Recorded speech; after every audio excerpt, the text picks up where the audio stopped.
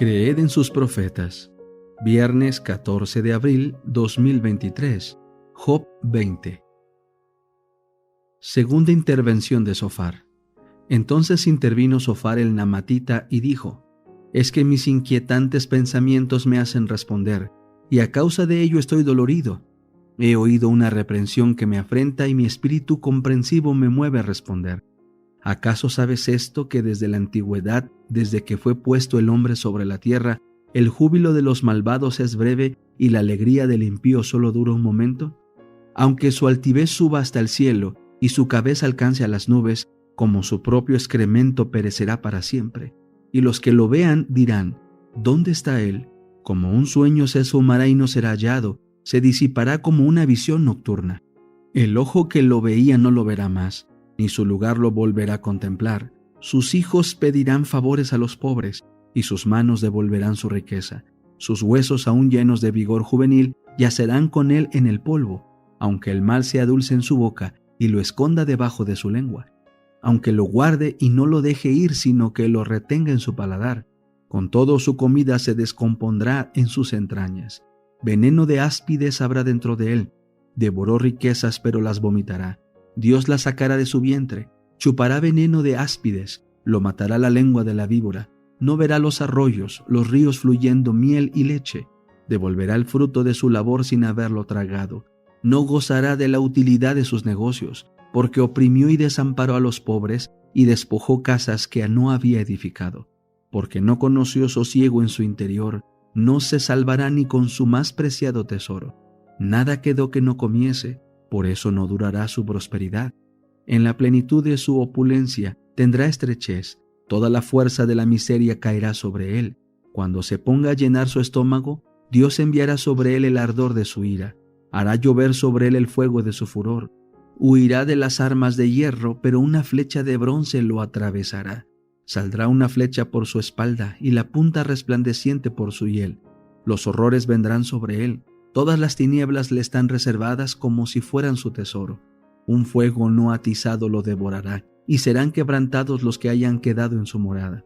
Los cielos revelarán su iniquidad, y la tierra se levantará contra él. El producto de su casa será llevado por los torrentes en el día de su furor. Esta es la porción de parte de Dios para el hombre impío, la heredad que por su palabra le ha asignado Dios. El conflicto de los siglos, capítulo 6.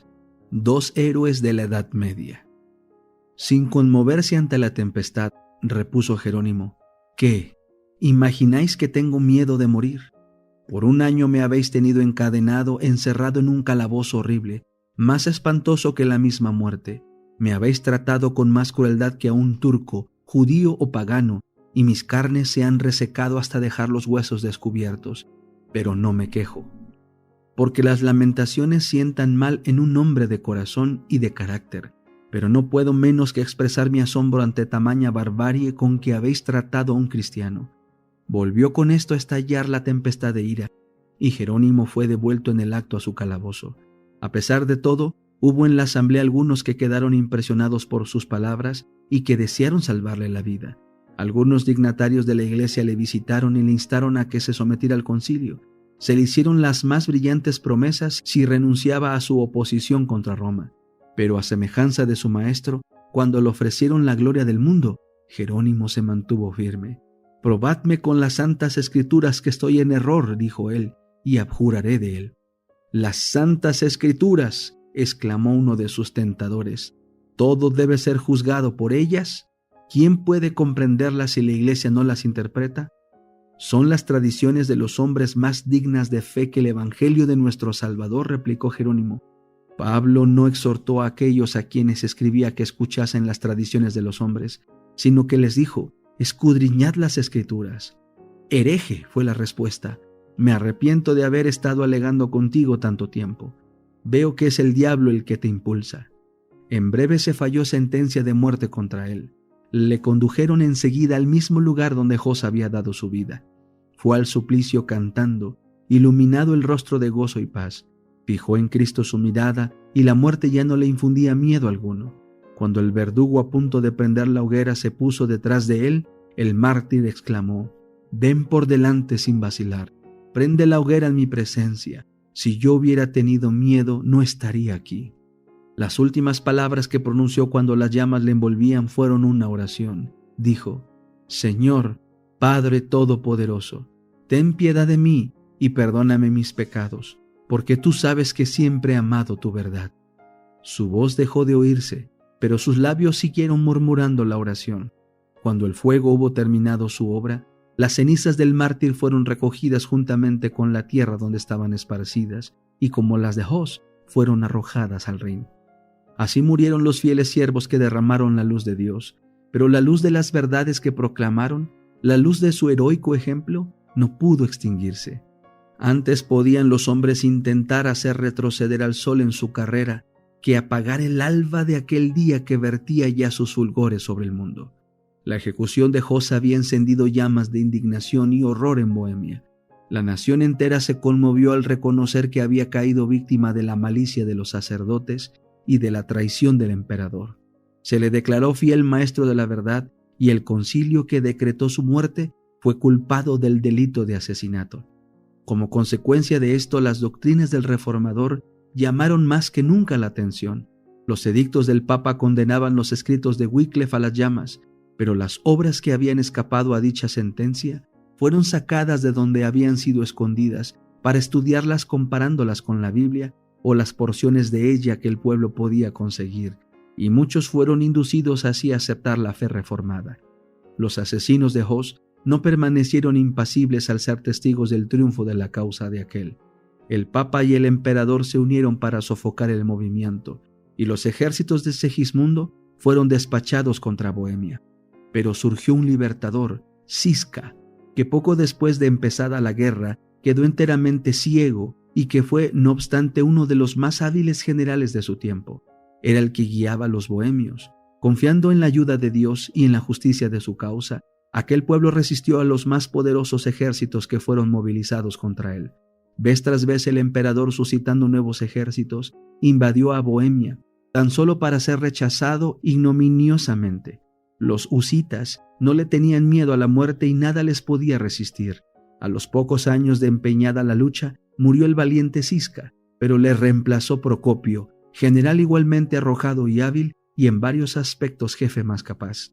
Los enemigos de los bohemios, sabiendo que había fallecido el guerrero ciego, creyeron llegada la oportunidad favorable para recuperar lo que habían perdido.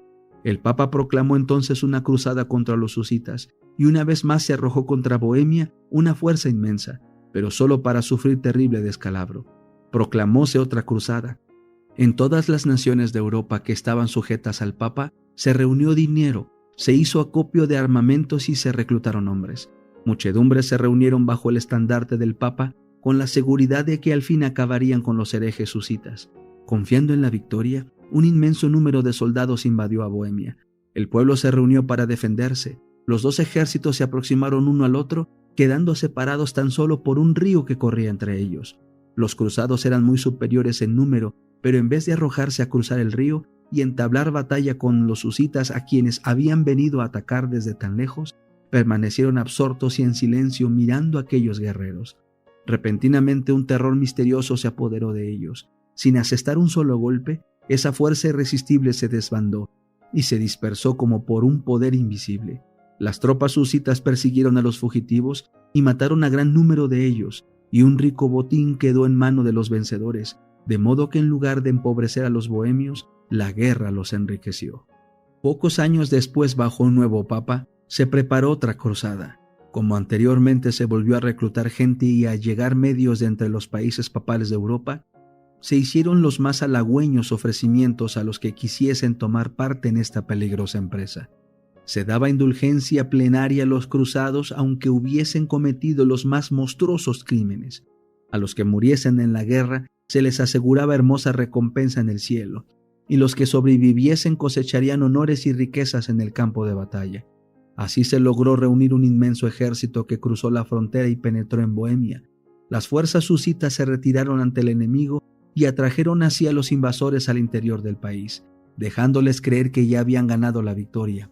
Finalmente el ejército de Procopio se detuvo y dando frente al enemigo se adelantó al combate. Los cruzados descubrieron entonces su error y esperaron el ataque en sus reales.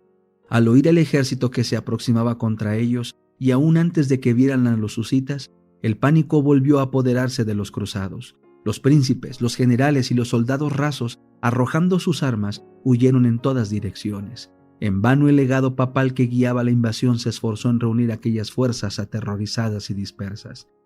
A pesar de su decididísimo empeño, él mismo se vio precisado a huir entre los fugitivos. La derrota fue completa y otra vez un inmenso botín cayó en manos de los vencedores.